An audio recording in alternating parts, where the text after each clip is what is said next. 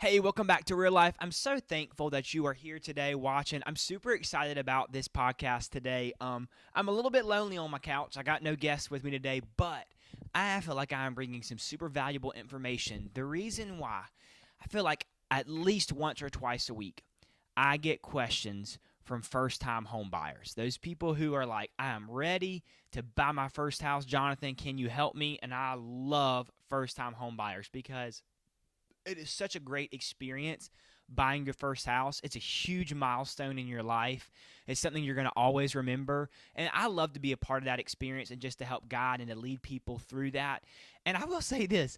I feel like I've gotten pretty good at it. I feel like I have been able to really help quite a few first-time home buyers come in and buy a house, save money, buy a great house that they really wanted, and I just feel like it's just such a fun experience.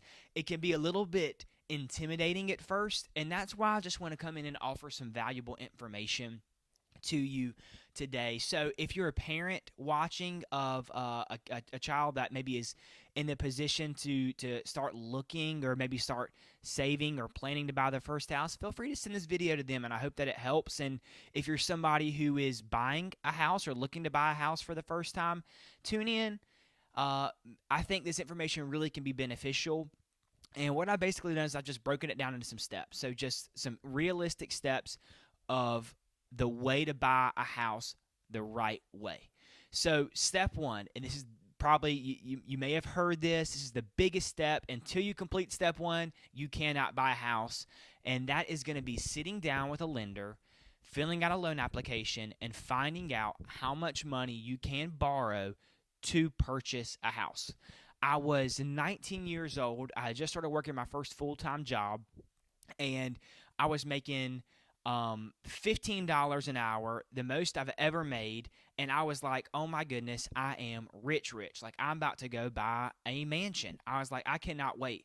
So I went down to my local bank and I sat down in front of a lender, and I was like, I'm ready to buy a house. She's like, okay, great. Let me pull up your credit. And she pulls up my credit. She's like, Jonathan, there's a small problem. You have no credit. And I was like, well, what is credit? I don't know. I'm debt free. I've got this much money saved up. Like, I'm ready to go.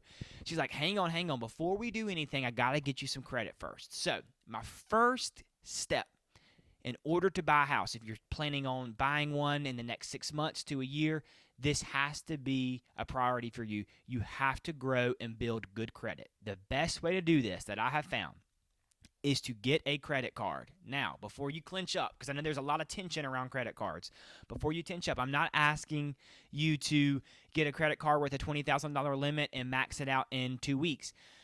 I got a credit card for $500 because I knew if I have $500 in my checking account and I have a $500 limit on my credit card, I will never be in debt as long as I only spend the money that I have. So, key thing to remember, when you're getting a credit card, it's a tool.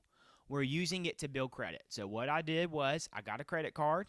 I only use about 30% of the limit on the card. And all I would do is once a week, I would swipe it to buy gas. At the time, I could buy gas for like $40. So I was spending $40 a week. And then about a few days before my bill was due, I would pay the credit card off completely.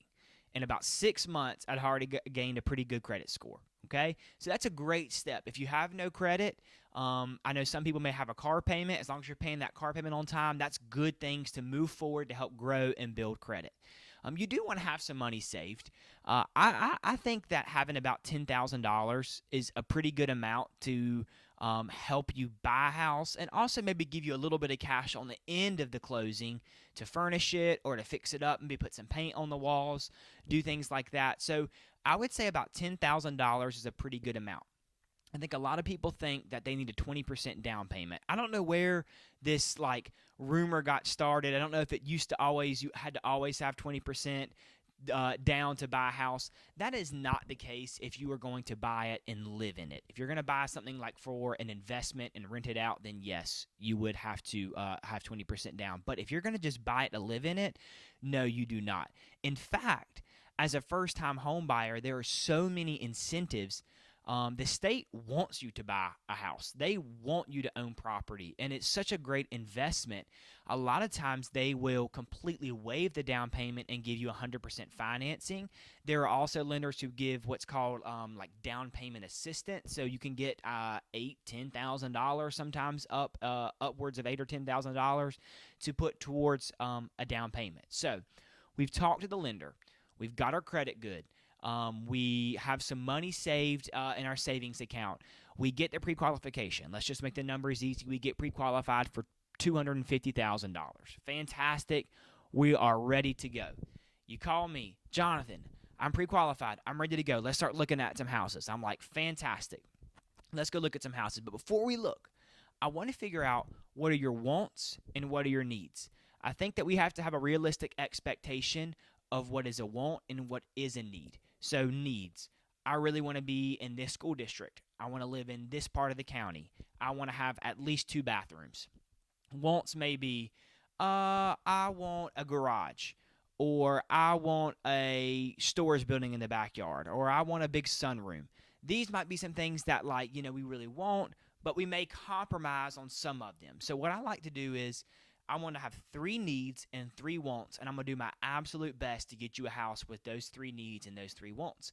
And what this does is it helps us eliminate houses that we don't need to even waste our time looking at. For instance, if I have a client who says, Jonathan, I want to be 20 minutes from the interstate. Okay, no problem. I want to just be able to make sure I can get to the interstate and get to work on time. I don't want to be any further than 20 minutes. I'm like, that's no problem. I'll set up our search. We'll be 20 minutes from the interstate. Well, 2 or 3 weeks down the road, you find a house that has a lot of things that you want, but it's 30 minutes from the interstate. I'm going to say, hang on. Let's make sure that we still are keeping track of what our original needs are. We're 30 minutes from the interstate. That's going to be an extra 10-minute commute every single day. Is that okay with you? And then we can go from there. So we get pre-qualified. We figure out our wants and our needs. Now we're going to start looking at some houses. And this is the funnest part. I love this part because you get to go in and you get to realize, what is my budget going to allow me to buy? It's going to get me this, but it's not going to get me that, and that.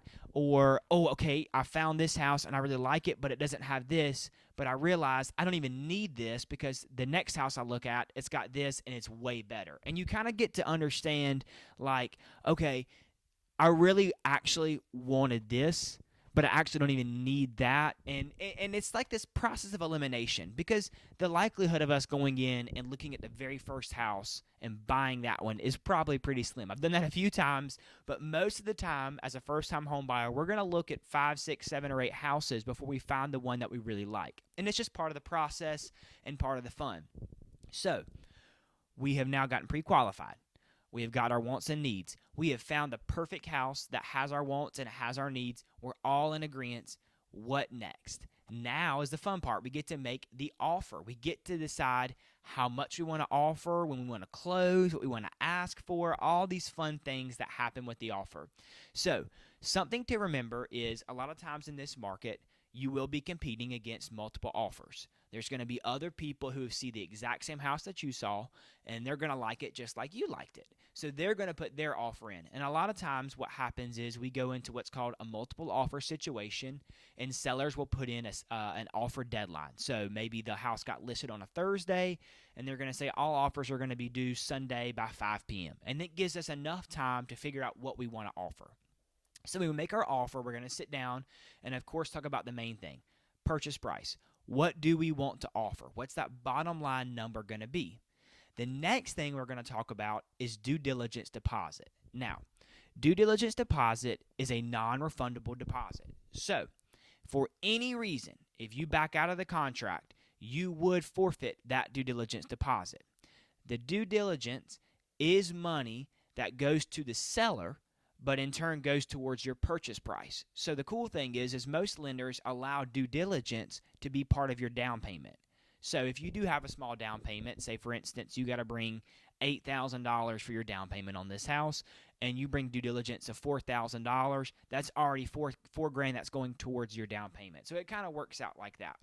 What due diligence is basically it's a 2 or 3 week window as soon as you go under contract where the home is yours to do your due diligence on.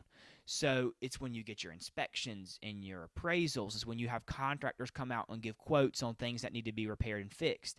And at the end of that due diligence is when we bring all this information to the seller and say, hey, listen, we want to buy this house, but it has this, this, and this wrong with it. Will you fix this, or will you give us money to fix this, or will you come down on the purchase price?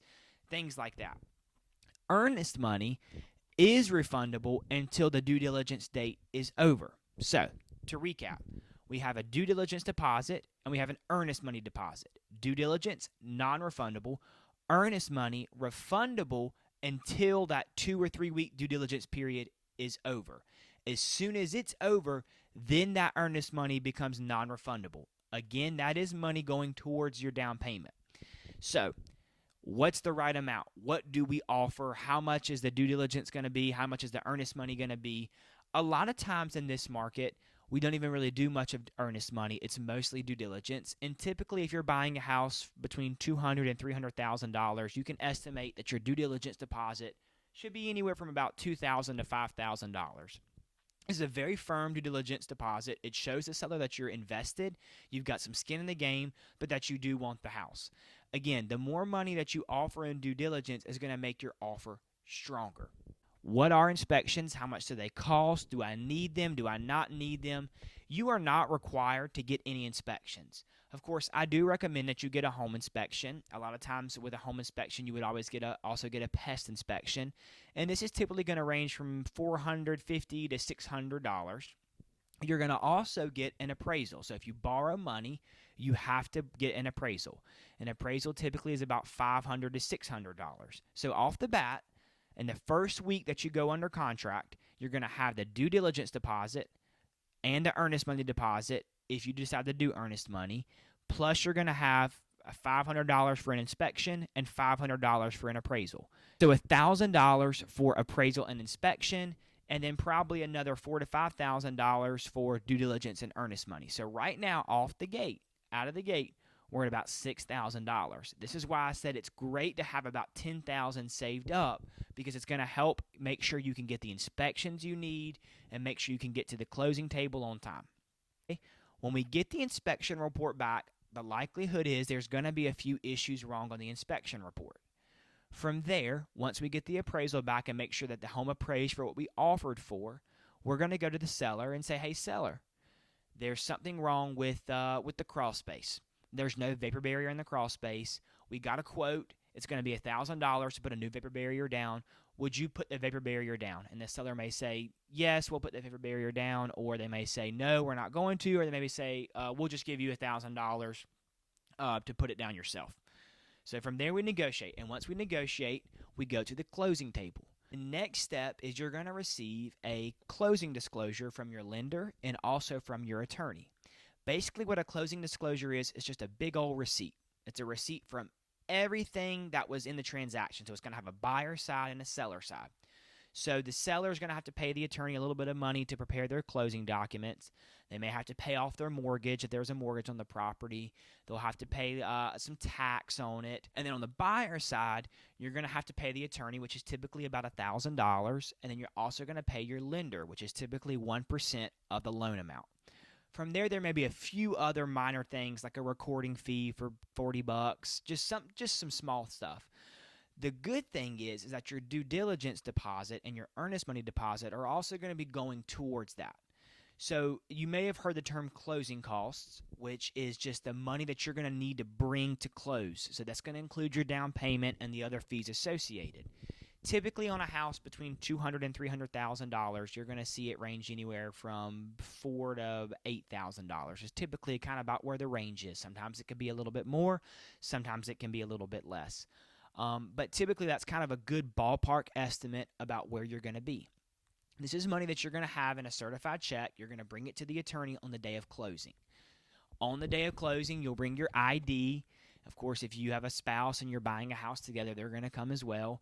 And you're going to sign and sign and sign a little bit more, and your hand's going to get tired because you're signing so many documents. But you're going to finally sign the last document. The attorney's going to say, okay, fantastic. The lender is sent the wire in. The funds are here. And you are going to now be the owner of a new house. She's going to look to me, or he's going to look to me. I'm going to get to give you the keys. We're going to take a picture. It's going to be amazing. And then the deed has to record, which takes a few hours. And then at the end of it, you have bought your house. So to recap, first step, going to a lender, figuring out how much money we can borrow. Second step, figuring out the type of house that we want. What are our wants? What are our needs? Third step, looking for houses, the really fun part. Fourth step, submitting an offer on a house. Fifth step, negotiating that offer, getting it under contract. Sixth step, going and doing our inspections, making sure that everything is how we want it to be. Seventh step, negotiating those repairs that need to be done. Eighth step, bringing the money that we need to close. Ninth step, closing on the house. In 9 steps, we can get you into a house. I would encourage you with this. I know a lot of people who are in a season of life where they are renting. And I think you might hear people talk about renting. It's so bad. It's awful. The bottom line is this. There are different seasons for life. When my wife and I got married, we rented our house for about 2 years before we were able to buy it. And it was such a great thing for us because our rent was really cheap. We got a great deal, and we were able to save money to buy it. And truthfully, we learned the value of home ownership. The fact that, stuff's going to break, things are going to go wrong, you have to fix it, you have to take care of it. But the reward of you have something with your name on it that's building equity, real estate is such a great investment. So I encourage anyone, make it your goal. Make it a goal to buy a house, to put your name on something, and to make it special and unique to you. Of course, there are going to be seasons to rent, absolutely. But the goal should be to buy a house. I would love to help you in any way I can, or someone that you may know who wants to buy a house. So please feel free to refer them to me. I'll take great care of them. And again, it's just such a fun part of my job getting to work with first-time home buyers because there is just something so special about taking something that can maybe seem impossible and making it possible. Something special about having a dream and turning it into a reality. Thanks so much for watching today. I hope that you have a great rest of your day.